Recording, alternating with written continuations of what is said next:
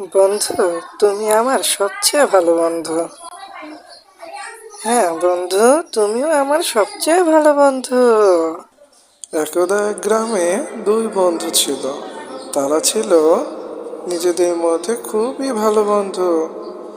তারা একদিন জঙ্গলে গেল এবং সেখানে বলল, বন্ধু, আমার খুব ভয় করছে।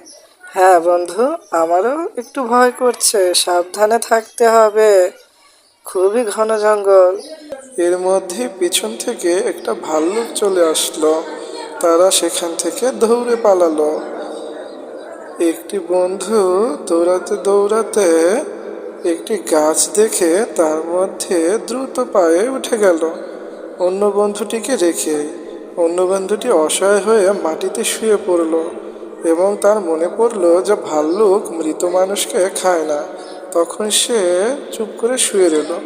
ভাল্লুকটি তাকে মৃত ভেবে সেখান থেকে চলে গেল। একটু পর যখন সে উঠল, তখন অন্য বন্ধুটি নিচে নেমে আসলো এবং তাকে জিজ্ঞেস করলো, যে ভাল্লুকটি তোমার কানে কানে কি বলল? তখন সে বলল, ভাল্লুকটি বলল, বিপদেই বন্ধুর পরিচয়।